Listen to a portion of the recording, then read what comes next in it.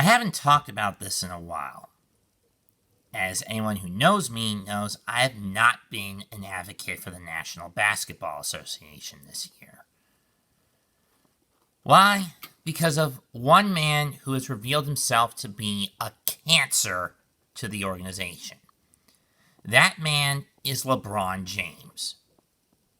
If you've been living under a rock for the past 15 or so years, 15 to 17 years,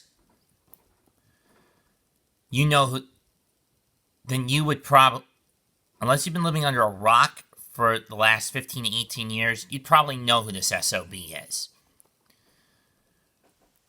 Recently, he announced he was not going to participate in the Tokyo Olympics. He was going to instead focus on going to Beijing for his Space Jam movie to promote it.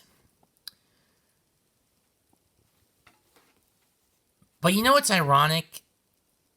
Yesterday on Outkick, it was revealed that LeBron, for as many people who love him, there are many more people who hate this SOB. I myself am among those who don't like him. Not just because of how he's basically a spotlight hog in the league, but also for his political standings.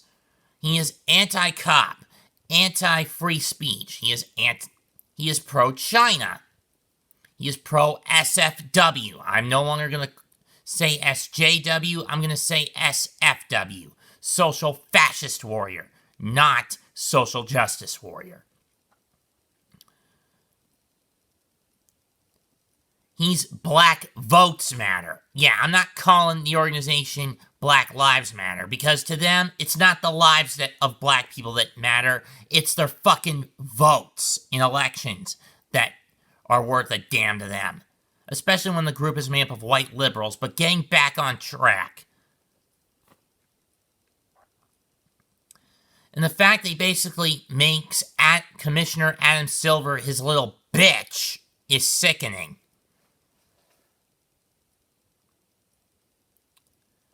That said, more than half the country of the United States of America hates this guy. He's garnered hatred in Alaska, Oregon, Washington State, Idaho, Montana, the Dakotas, Wyoming, Nebraska, Oklahoma, Kansas, South Carolina, Tennessee, Mississippi, Louisiana, Georgia, I believe. I don't remember the whole Outkick. I'll double check. Let's see. Outkick.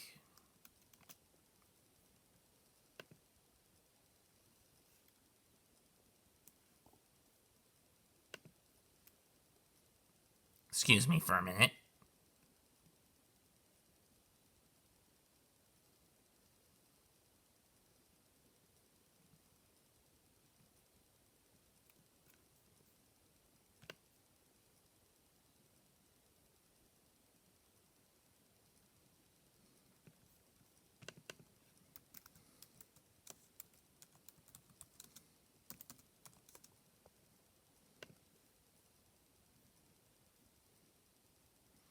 And let me just point out, this was done by a Twitter poll. Okay, here it is. LeBron is hated in Alaska, Oregon, Idaho, Montana, Wyoming, Utah, New Mexico, Oklahoma, Kansas, Nebraska, the Dakotas, Minnesota, Wisconsin, Michigan, Iowa, Arkansas, Mississippi, Kentucky, Indiana, West Virginia, South Carolina, and New York. More than half the country hates him.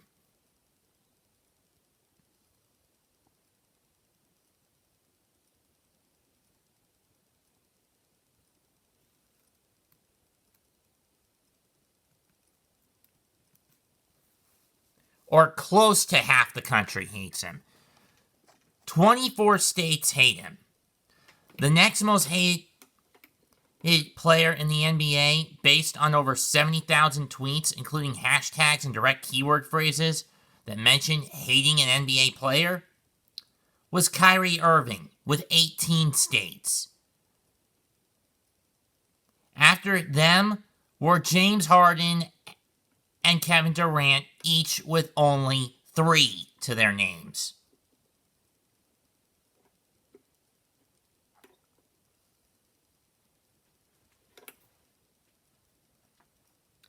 It's rather funny, LeBron, that no one wants to hear your rhetoric anymore. They see you for what you are. You may be one of the best players on the court, but I'm going to be honest. A Michael Jordan or an Earvin Magic Johnson, you're never going to be. You'll never be. Because, true, in both cases, they had their share of fame go to their heads, but they never threw it back in people's faces or got political. Heck, Magic even had to step away for medical reasons in the early 90s when he found out he had tested positive for the HIV virus, AIDS. And true, when his HIV level was low enough that he could play again, it didn't pan out, but at least it was a good feel-good story for the Los Angeles Lakers. And when Michael stepped away 2 years later initially stepped away 2 years after Magic's diagnosis, it was mostly because he wanted to fulfill the wishes of his father to play baseball, which of course we know it didn't pan out. So he came back a couple of years later and led the Bulls to 3 more championships. Did I hate Michael Jordan for how he just kept handing the Bulls W's and titles on plates? You're damn right I did. But I at least respected him. He didn't get political, he was humble, and he appreciated the fan base. The same thing with Magic, even though I wasn't even around when Magic was dominating in the 80s, but I heard legends of his dominance in the 80s. And watched some old clips of him from that time frame. Like Mike, he was pretty humble in his own right.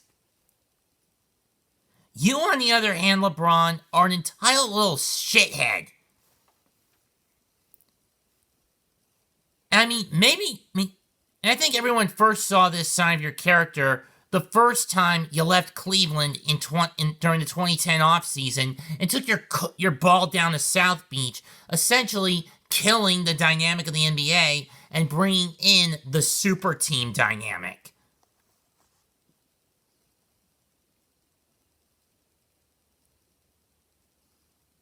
Had you gone to, say, the New York Knicks, you would have been hated, but the backlash would have been a lot less. And yes, your success would have been less with a super team of yourself, Amari, and Melo once they managed to get him in 2011. But at least the backlash would have been softened, as opposed to what you did in Miami. And you know what I think would have been better for the league if you had gone to New York instead of Miami then, LeBron? Because then we wouldn't have to suffer your reign of terror through the 2010s. And for those wondering what I mean by that, let me explain. In wrestling, from 2002 to 2005 and 2002 to 2006, in the WWE and Impact, respectively, 2 men were constantly at the top of the mountain. Triple H for the WWE and Jeff Jarrett for the NWA TNA, soon to be Impact.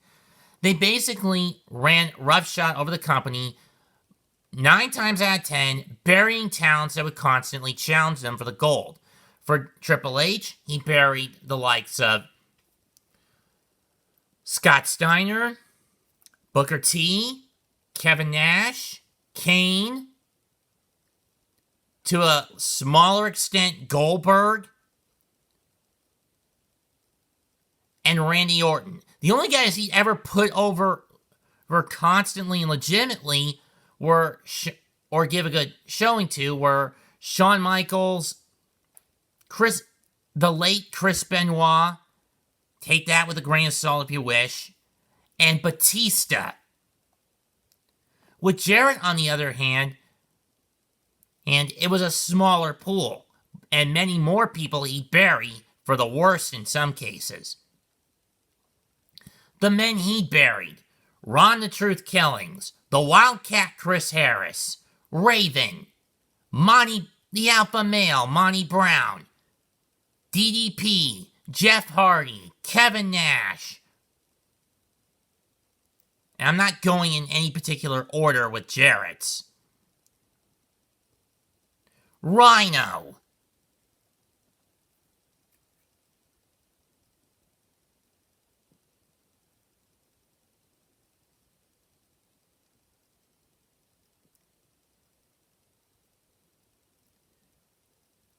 To a small extent, Christian Cage.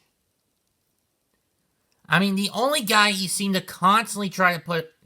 put over were AJ Styles, who beat him more times than anybody for that title, and the Icon Sting.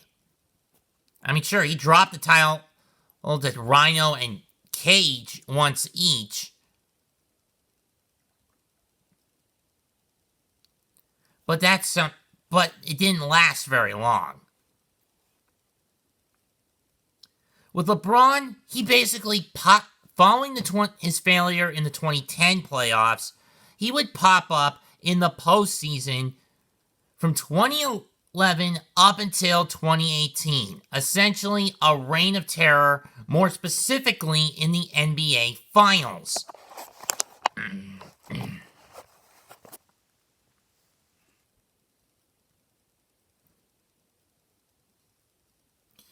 2011, failed against Dirk and the Mavericks. 2012, bested KD, Westbrook and the Thunder. 2013, went the distance against Duncan and the Spurs. 2014, fell to the Spurs. In 6. Then he took his ball and went back to Cleveland because he wanted to play with Kyrie and K-Love. They fell in 2015 to Steph Curry and the Warriors, beginning a rivalry that bordered on a reign of terror. 2016, LeBron and company got their revenge against Golden State, bringing Cleveland its first world title in 5 decades. 2017, got bested by the Warriors. 2018, got swept by the Warriors. So he took his ball and this time headed to SoCal. 2019, he missed the playoffs. 2020, bubble, and they win the playoffs. And win it all. But Charles Barkley is saying that bubble title shouldn't count, because it was in a godforsaken bubble. And now 2021. Lakers start off hot, but then he and Anthony Davis start getting injured. And and LeBron milks the injury, and it screws the Lakers into a play-in game. They get in, face the Suns, and lose in 6. And LeBron walks out on the losing effort. This proves that LeBron is nothing but a prima donna brat. As far as I'm concerned, he shouldn't have as much sway over the NBA as he does. It's because of players like him the NBA is so bad right now. We were sick of seeing LeBron in the finals, year after year after year after year. Now his time may finally be coming to an end.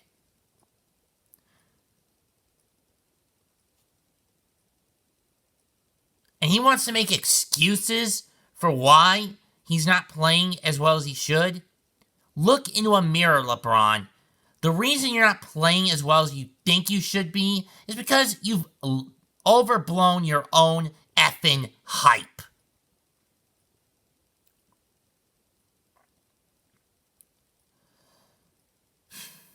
It's no wonder you're the most hated NBA player in America right now.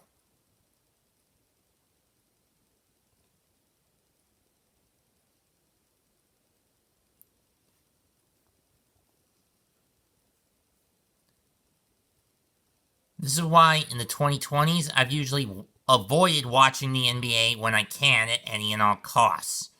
I grew up in the 90s when it was straight balling and humbler players. It wasn't about the stats. It was about the grit, the determination. It was about the substance, not the goddamn style of the game.